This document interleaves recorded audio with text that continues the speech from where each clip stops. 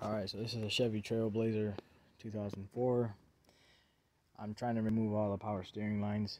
I only have all the power. It only has two. Pressure line here, return line in the back. You're going to need a 17 millimeter. I think it's 16 or 17 for here. And just a hose clamp. I grabbed it with this guy, the hose clamp. I just clamped it shut. And then with these pliers here, I actually pushed down on the hose so I can have leverage and actually pop the hose off, because it wasn't that easy to take off in here. Now, for this side over here, I removed the whole battery side. Remove the whole battery, everything that's in the middle here. The books say to remove the fuse box. I haven't removed that yet. I don't know what I'm going to do with that yet. It's pretty weird. This thing's such a big truck, and you'll have a lot of space, and you really don't. So, just yeah, it's not an easy job. You have to take out a bracket down there. Just zoom in so you can see all the way down there, right there. So you see that hole there, right there. Move that 10 millimeter, and the two hoses here. There's a rubber grommet on it and a bracket covering the grommet, and you have to take out a 10 mil that holds it in. There's a 10 mil. There's a 10 millimeter. There's the 10 millimeter. There's the bracket that holds it. There's the rubber grommet. So yeah, everything is loose over here. Then all you have is a 10 mil that holds the two lines together into the rack and pinion. You have to remove that with a 10 millimeter. And you have another 10 millimeter here. Let's see if I can just point it out. Right here, 10 mil there, and this one over here just broke off. There's another 10 millimeter around here that it just broke off. Let's see if I can just turn on the flashlight. There we go. So right behind here, there's going to be another bracket with a 10 millimeter you're going to need to take off. In my case, it just broke, so I don't care. I'll make sure everything is zipped up tight and non-moving when I install it back. But yeah, this is the rundown for now, and I see another couple issues that this person has with his car. You got a positive here that's all loose for some reason. I don't know who did this, but this was a pretty sad job, and we'll just keep on going. You can see here I have to remove the fuse block.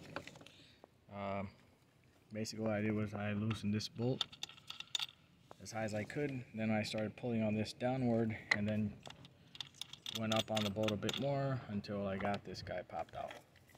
Same thing with this guy, same thing with this guy. Alrighty, so I have this hose, which if followed connects to the power steering pump. It's the return line, and I'm assuming the other hose up top connects to the whatever. I'll give it a shot, see where it connects to. As you can see, my hose is completely out.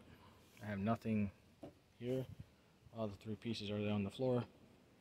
Now, again, all I did was just pull it out gently.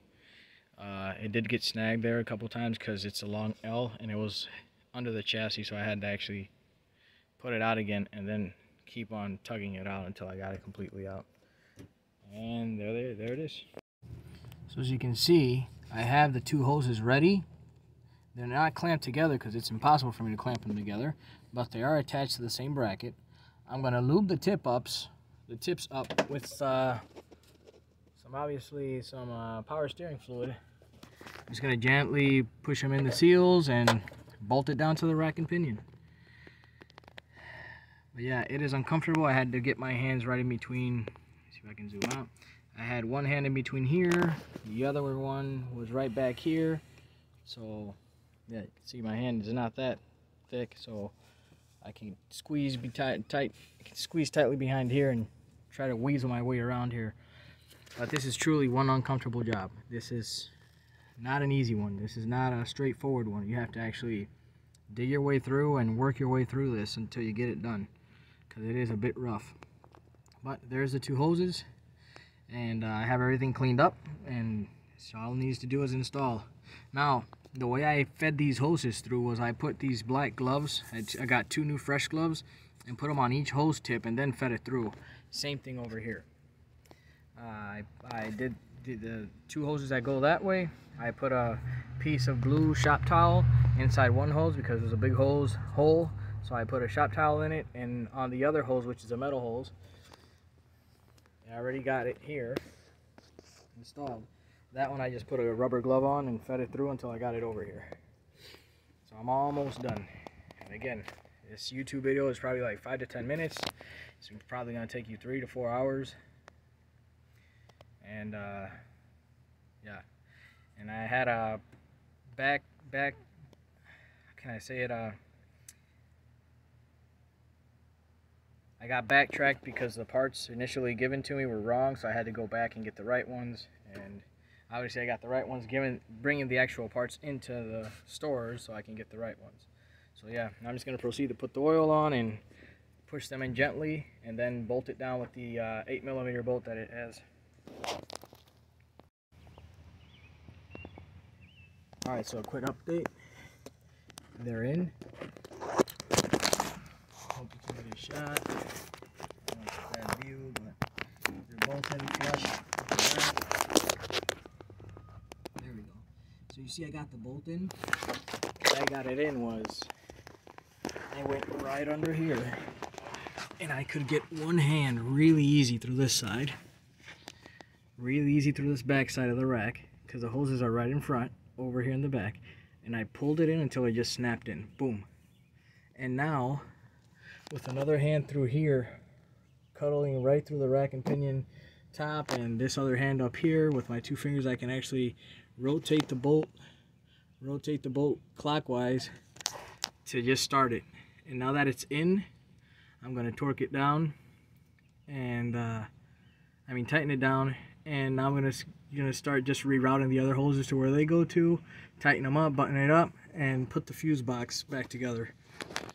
But I just want to give you that little detail on how I approached putting these hoses back. So I fed it through the top and just barely presented them in the hole, and I actually got 2 of them barely in the holes, and then I went through the side and just tucked them in, and that was it. Now I'm just going to tighten down the nut, or the bolt, sorry. Alright, so for comfort, I put some stainless steel 360 brackets. I know they're not called brackets, they're hose clamps. I'm using 15 to 17 stainless steel, 360 meaning that once you tighten down, it's going to make a 360 degree clamp. This is different from the normal clamps that you see that just has a bolt through, and all you have is the bolt going through and nothing here. Nothing here in the center, just you have the round spot and the bolt through the top. This one, when you start tightening down, it'll make a circumference close. You can see this little bracket here is going to close with this one and start making a 360 hold on the hose. I like these, they seem more secure, and I feel better putting these on. Because I've used the other normal clamps that we use, and they tend to break right here in the back, and then it just loosens up my hoses and ruins my job. This happens in the winter when the salt starts getting into them, and even though if you buy stainless steel, they still break due to I think it's the low temperatures. The metal is just so thin for the big bolt that it has that it just breaks through or something. I don't know. I know it doesn't work out every time I use one of those. It works out great when I use these. So just giving you the best explanation I got for using why I use what I use. So I did use a hose clamp up there. Now as you can see, look at the orientation of these 2. I have one specifically looking this way and the other one flipped the other way. I thought I couldn't get both, but I think I can. But anyways, it's still comfortable to get one screwdriver here and the other one over here and have nothing in between there. So right now, if I had this guy's head flipped over here, I would have the screwdriver just barely touching. It's just a way of working. I